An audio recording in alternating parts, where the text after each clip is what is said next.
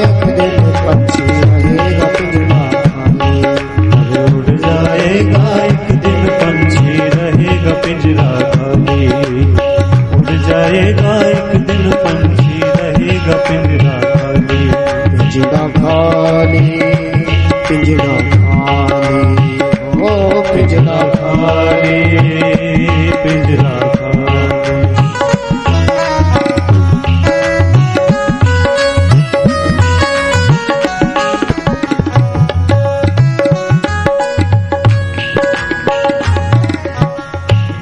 आया है सो जाएगा रे राम।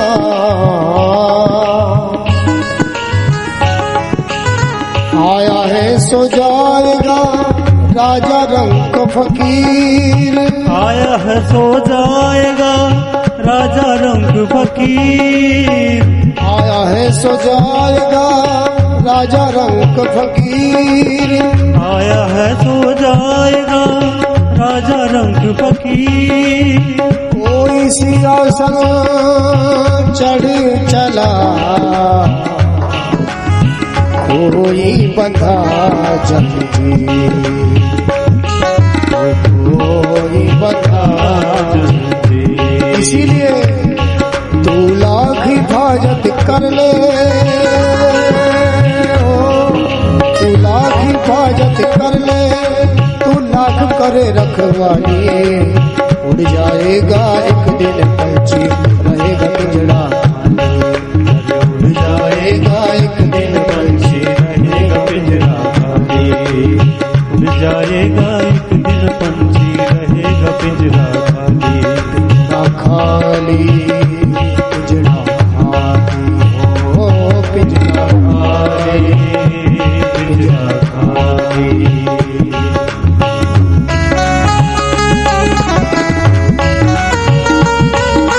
हरी हरी।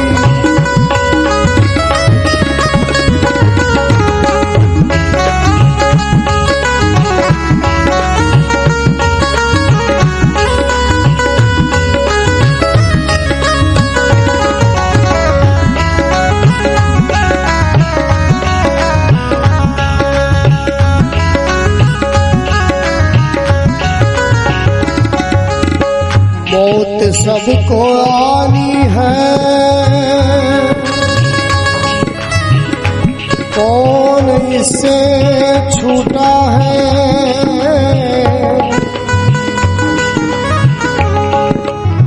मौत सबको आनी है, कौन इससे छूटा है।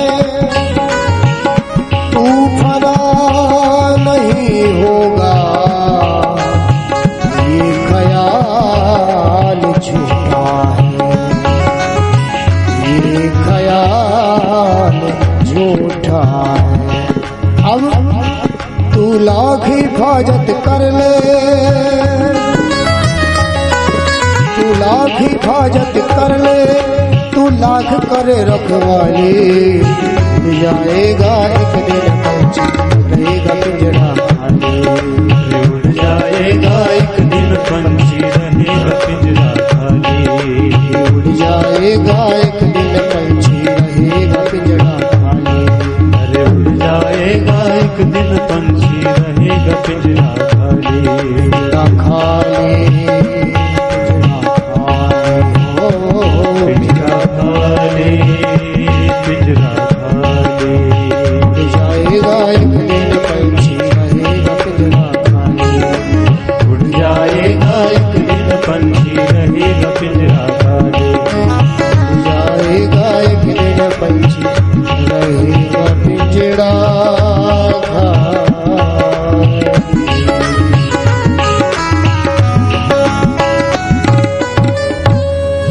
बोलिए भागवत भगवान की जय।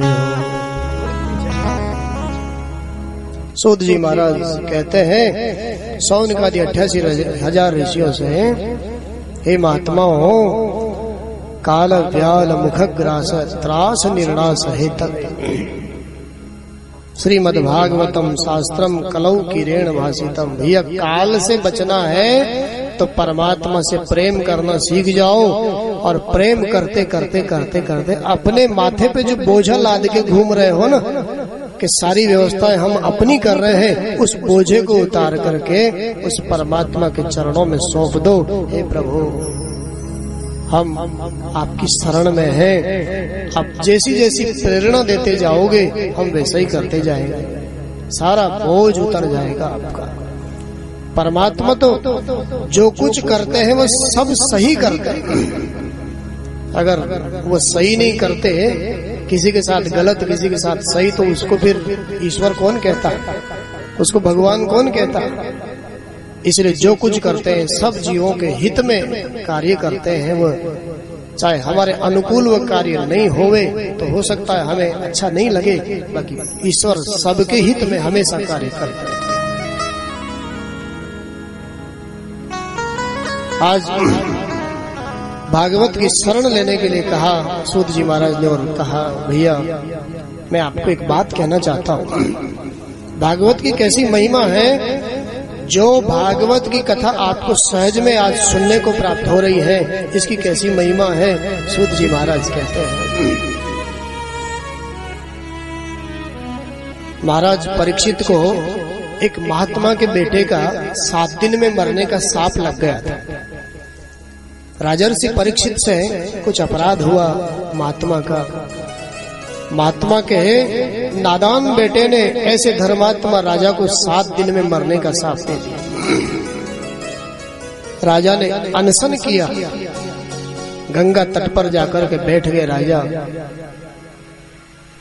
और मन में विचार कर रहे हैं मेरे शरीर से एक संत का अपराध हुआ है, इसलिए इस शरीर को ही मैं दंड दूंगा, इसको भूखा प्यासा रखूंगा शरीर को।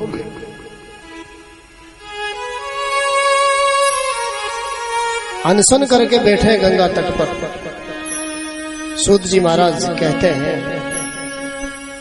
राजा की जिज्ञासा है ज्ञान की प्राप्ति के लिए, मोक्ष की चाहना, मोक्ष चाहता है राजा, मोक्षार्थी है राजा, धनार्थी नहीं है। हम लोगों में यही फर्क है, हमारे सामने कितने ऊंचे से ऊंचा महापुरुष संत आ जाए, एक बार तो भगवान भी आ जाए हमारे सामने, तो भी हम अपने स्वार्थ की बात करेंगे उससे। चाहे कितने ऊंचे से ऊंचा पहुंचा हुआ संत महापुरुष आ जाए तो ठीक, कोई भी आ जाए हम अपने स्वार्थ की बात करेंगे, अपने अनुकूलता की बात करेंगे। चाहे हमारे पास कितना ही जमा हो, लेकिन फिर भी धन की बात करेंगे। हम धनार्थी हैं, लेकिन राजा मोक्षार्थी था। तो जो मोक्षार्थी है उसको तो ढूंढते ढूंढते स्वयं भगवान ही सुखदेव जी के रूप में उसकी सभा में आकर के पधारे। राजा कहीं किसी गुरु को ढूंढने नहीं गया, किसी गुरु को ढूंढने महाराज परीक्षित नहीं गए, वो स्वयं भगवान ही उसका कल्याण करने के लिए गुरु के रूप में, सुखदेव जी के रूप में उसकी सभा में आकर के विराजे। और सभा में आकर के जब विराजे, स्वर्ग के देवताओं को पता चला कि सुखदेव जी महाराज पधारे हैं परीक्षित को कथा सुनाने के लिए। कथा रूपी अमृत बरसाएंगे सुखदेव जी महाराज। देवताओं ने अपने राजा इंद्र को आगे करके स्वर्ग में जो अमृत का कलश रखा हुआ है, उस अमृत कलश को लेकर के आए। सुखदेव जी महाराज को प्रणाम किया, नमस्कार किया, और नमस्कार करके कहा, हे सुखदेव जी महाराज, हम स्वर्ग के देवता हैं, परीक्षित को 7 दिन में मरने का शाप लगा हुआ है, हम स्वर्ग से अमृत लेकर के आए हैं, आप इसको मरने ही तो नहीं देना चाहते हो ना, ये स्वर्ग का अमृत आप इसको पिला दीजिए, इससे इनकी मृत्यु नहीं होगी, अमर हो जाएगा। लेकिन आपके पास जो अमृत है, कथा रूपी अमृत, वो अमृत आप हमें पिला दीजिए। आपको करना कुछ नहीं महाराज, केवल अदला बदली करनी है, दोनों ही अमृत है। आपके पास में कथा रूपी अमृत है, हमारे पास में स्वर्ग का अमृत, अदला बदली कर लीजिए महाराज। स्वर्ग के अमृत को पिलाने से परीक्षित की मृत्यु टल जाएगी और हमें भी आपका कथामृत पाने को मिल जाएगा, पीने को मिल जाएगा महाराज।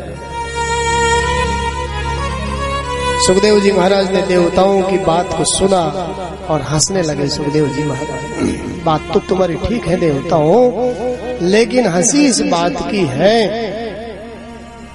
तुम्हारी बुद्धि तो देखो, तुमने अपने स्वर्ग के साधारण अमृत की तुलना इस मेरे कथा रूपी अमृत से कर दी। ये हंसने की बात है, बहुत छोटी बुद्धि है तुम्हारी। सुखदेव जी महाराज कहते हैं भैया ये बराबरी कभी नहीं हो सकती। कहाँ तो तुम्हारा साधारण स्वर्ग का अमृत, तुम्हारे स्वर्ग के अमृत को पीने के बाद में तो स्वर्ग से लौट करके आना पड़ता है जीवों को इस धरती पर फिर धक्का खाने के लिए। लेकिन हमारे अमृत की विशेषता तो यह है, इस कथा रूपी अमृत की विशेषता, इसको एक बार जो पी करके हृदय में उतार लेता है उसको फिर संसार में लौट करके आने की जरूरत ही नहीं है, वो कभी लौट कर आता ही नहीं। और भी कई कई विशेषता, तुम्हारा जो अमृत है उसको पीने से है ज्यादा से ज्यादा स्वर्ग के पुण्यों को जीव भोग सकता है। स्वर्ग के पुण्यों को तुम्हारे साधारण अमृत को पी करके जीव भोग सकता है। लेकिन क्या तुम्हारे अमृत में ये सामर्थ्य है कि किसी से कोई कर्म बन गया और उस कर्म का फल हमको भुगतना नहीं पड़े? यदि ऐसी सामर्थ्य तुम्हारे अमृत में हो तो मैं परीक्षित कोई अमृत पिलाऊं। देवताओं ने कहा महाराज ऐसी सामर्थ्य तो नहीं है हमारे अमृत में, कोई कर्म हमारे जीवन में बन गया और उसका फल नहीं भुगतना पड़े। सुखदेव जी महाराज कहते हैं हमारे कथा रूपी अमृत में तो ये सामर्थ्य है, किसी से किसी भी प्रकार का जघन्य अपराध कर्म बन गया हो लेकिन फिर भी कोई हृदय से हमारे कथा रूपी अमृत को पी लेगा और पी करके जीवन में हृदय में उतार लेगा, सच्चा प्रायश्चित कर लेगा जीवन में, तो उसके पीछे के सारे कर्म जल करके राख हो जाए, उन कर्मों का फल उसको भुगतना नहीं होगा। सुखदेव जी महाराज ने कहा भैया साधारण कांच के टुकड़े और बहुमूल्य मणि इन दोनों की बराबरी कभी हो नहीं सकती। क्व सुधा क्व कथा लोके क्व काच क्व मणिर्महा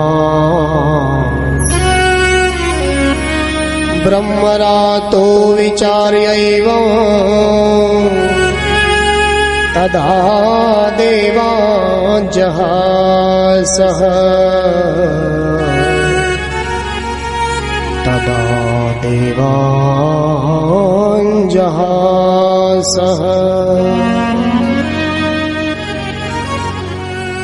देवताओं को सुखदेव जी महाराज ने केवल स्वार्थी समझ करके लौटा दिया, इस कथामृत का दान नहीं किया। आप विचार करो, जो कथामृत देवताओं को भी दुर्लभ है, अप्राप्य है, वह आपको सरलता से सहजता में मिल रहा है। ऐसी महिमा है इस कथा की। आज सूत जी महाराज कहते हैं बात इतने पे ही समाप्त नहीं होती है। 7 दिन इस कथामृत का पान करवाया सुखदेव जी ने परीक्षित को, और 7 दिन के बाद देवताओं को समाचार मिला कि इस कथामृत के माध्यम से राजा परीक्षित को मोक्ष की प्राप्ति हो गई। देवताओं ने दौड़े दौड़े जाकर के ब्रह्मा जी से जाकर के कहा, ब्रह्मा जी ने कहा मैं भी देखूं तो सही इस कथामृत में, इस भागवत में ऐसा क्या है जिसको 7 दिन के सुनने मात्र से ही परीक्षित को मोक्ष की प्राप्ति हो गई।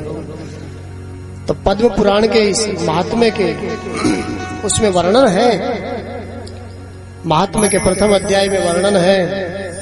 ब्रह्मा जी ने भी अपने सत्य लोक में एक तराजू लिया और सत्य लोक में तराजू लेकर के एक पलड़े पर दुनिया के समस्त साधनों को रख दिया जो तरने के साधन है। एक पलड़े पर दुनिया के समस्त तरने के साधनों को रख दिया और दूसरे पलड़े पर श्रीमद् भागवत महापुराण को रखा और फिर तराजू को उठाया। सबको बड़ा आश्चर्य हुआ। अपनी गरिमा से, अपनी महिमा से, अपने प्रभाव से भागवत जी का पलड़ा भारी रहा, उठा नहीं, और दुनिया के जो समस्त तरने के साधन है उनका पलड़ा हल्का होकर के ऊपर को उठ गया। ऐसी भागवत की महिमा है। बोलिए भागवत भगवान की। ये सर्वथा मुक्तिदायक है। यदि कोई हृदय से इसका पान करे तो सर्वदा मुक्तिदायक है। कहते हैं सूत जी महाराज, इसी भागवत को यद्यपि नारद जी महाराज ने अपने पिता ब्रह्मा जी से श्रवण किया, लेकिन इसकी जो विधि है वह विधि अपने भाई सनत कुमारों के माध्यम से नारद जी को प्राप्त हुई। यद्यपि ब्रह्म संबंधात श्रुतमेतत् सुरर्षिण सप्ताह श्रवण विधि कुमारैस्तस्य भासितः। आज जब सूत जी महाराज ने कहा सौनकादि ऋषियों से कि सनत कुमारों से नारद जी ने भागवत की कथा की विधि को सुना, तो थोड़ा आश्चर्य हुआ उनके जीवन में। सौनकादि ऋषियों ने कहा, महाराज बात थोड़ी समझ में कम आती है। क्यों? क्योंकि एक महात्मा ऐसे हैं नारद जी महाराज, जो एक गाय धोने में जितना समय लगता है उससे ज्यादा एक जगह रुकते नहीं है, घूमते ही रहते हैं नारद जी महाराज। और एक महात्मा सनत कुमार, चारों भाई ऐसे हैं बद्रीनाथ धाम को छोड़ करके कहीं जाते ही नहीं है। बात इसलिए नहीं जचती है महाराज, एक महात्मा एक जगह को छोड़ करके कहीं जाते नहीं है और दूसरे महात्मा एक जगह रुकते नहीं है, तो 7 दिन दोनों का मेल कैसे हुआ महाराज, मिलन कैसे हुआ? कैसे सुनी ये सप्ताह श्रवण की विधि, हम जानना चाहते हैं। सूत जी महाराज ने बड़ी सुंदर यहाँ बात कही और कहते हैं, भैया इस कथा को सुनाने के लिए मैं तुम्हें एक भक्ति युक्त कथानक सुनाना चाहता हूँ।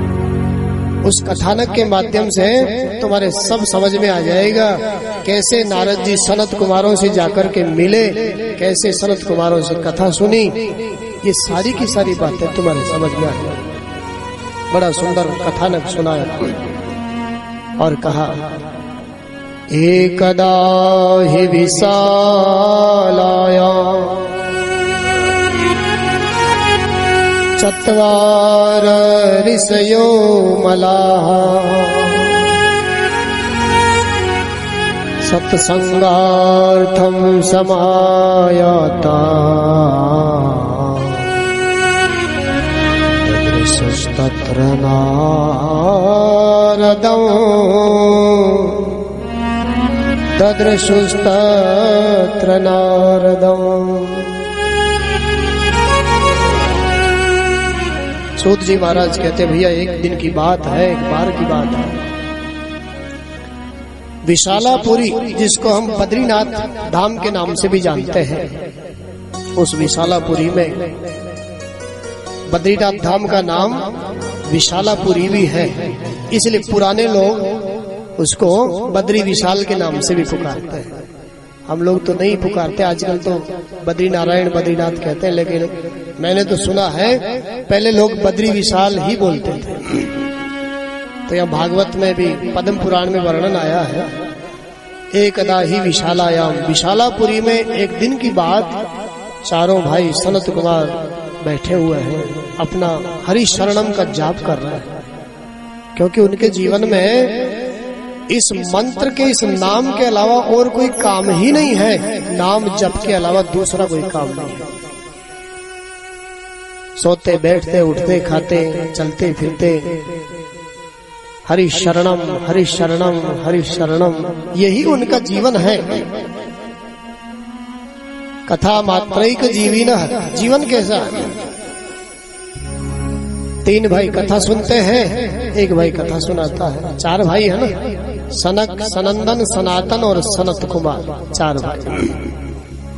तो कथा मात्र ही इनका जीवन है। आज हरि शरणम का जाप कर रहे हैं चारों भाई। सामने से आते हुए नारद जी महाराज को देखा। नारद जी महाराज सनत कुमारों के भाई हैं। सनत कुमार भी ब्रह्मा जी के मानस पुत्र हैं और नारद जी भी ब्रह्मा जी के मानस पुत्र हैं। तो ऐसी कोई आश्चर्य की तो बात है नहीं। पहले भी नारद जी को खूब देखते थे, लेकिन आज देखा नारद जी को, स्थिति बड़ी विचित्र थी। नारद जी के चेहरे पर उदासी छाई हुई है, नारद जी की आंखों में आंसू हैं। नारद जी दौड़ते ही चले जा रहे हैं, दौड़ते ही जा रहे हैं, दौड़ते ही जा रहे हैं। सनत कुमारों ने तो पहले ऐसा भेष कभी नहीं देखा नारद जी का, ऐसी उदासी कभी नहीं देखी। आज आश्चर्य हुआ, और आश्चर्य हुआ तो नारद जी को रोक करके पूछ लिया, कथम ब्रह्मन दीन मुख कुतश्चिंता तुरु भवा। हे ब्रह्मन, हे नारद जी महाराज, हे देवर्षि, आपके चेहरे पर जो ये चिंता की लकीरें दिखाई दे रही है ना, ये उदासी की जो छाया है, उसका क्या कारण है, आप समझाओ ना हमको। आप जैसे संतों के चेहरे पर ये उदासी शोभा नहीं देती महाराज। जब संतों के चेहरे पर चिंता है तो बेचारे संसार के गृहस्थों का क्या हाल होगा।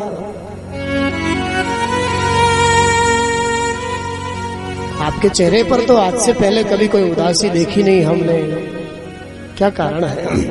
और फिर त्वरितम गम्यते कुत्र कुतश्चागमनम तव, ये जल्दी जल्दी कहाँ जा रहे हैं आप और कहाँ से आपका आगमन हुआ है, ये सारे के सारे कारण आप हमें बताइए महाराज। आपको ये चिंता शोभा नहीं देती महाराज। नारद जी महाराज ने रुक करके अपने भाइयों को प्रणाम किया और प्रणाम करके कहा, हे भाई जी, मैं क्या बताऊं आपको, अपनी चिंता का कारण क्या बताऊं। बड़ी विचित्र चिंता है मेरी और बड़ा विचित्र ही उसका कारण। मैं सभी लोकों में इस धरती को सर्वश्रेष्ठ समझ करके, इस मृत्यु लोक को श्रेष्ठ समझ करके इस सारी धरती पर विचरण करने के लिए निकल गया। मैंने समझा ये सभी लोकों में श्रेष्ठ है मृत्यु लोक।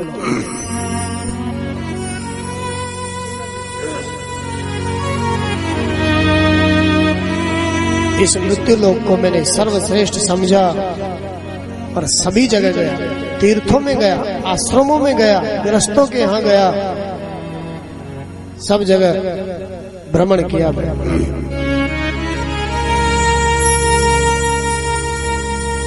क्या बताऊं, सब जगह विचरण करने के बाद में भी मेरे मन को कहीं भी शांति का अनुभव नहीं हो पाया इस मृत्यु लोक।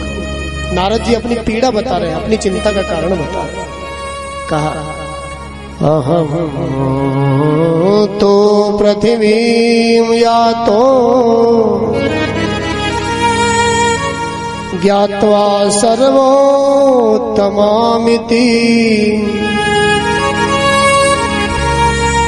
पुष्करं च प्रयागं च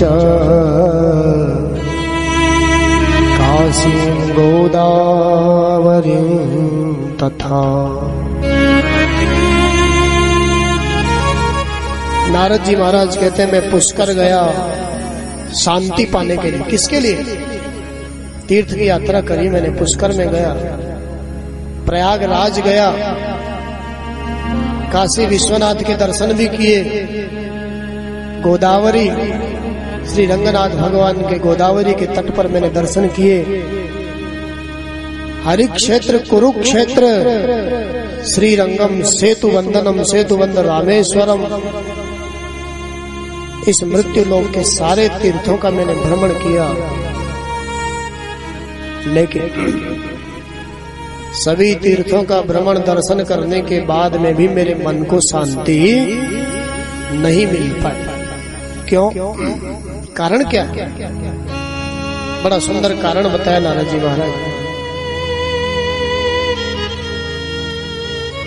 भैया मुझे और तो कोई कारण दिखाई नहीं देता, लेकिन एक सीधा साधा कारण, स्पष्ट कारण दिखाई देता है, क्योंकि कलयुग का मित्र है अधर्म, और अधर्म के कारण इस कलयुग में लोगों की बुद्धि विकृत हो चुकी है, बिगड़ चुकी है। यही कारण है। मेरे मन को शांति क्यों नहीं मिली इस कलयुग के कारण। कलयुग तो वैसे अपने आप में बहुत महान युग है, लेकिन थोड़ा गड़बड़ कहाँ हो गया? गड़बड़ यहाँ हुआ, कलयुग का मित्र अधर्म है, धर्म नहीं है इसका मित्र। बाकी कलयुग तो अपने आप में बहुत महान युग है। हमारे संतों ने तो कहा है, जिसका अपने इष्ट में विश्वास है, अपने प्रभु में प्रेम है, विश्वास है, उसके लिए तो कलयुग सतयुग से भी बढ़कर है। कलयुग समयुग आन नहीं, जो नर करे विश्वास, गाय राम गुण गण विमल,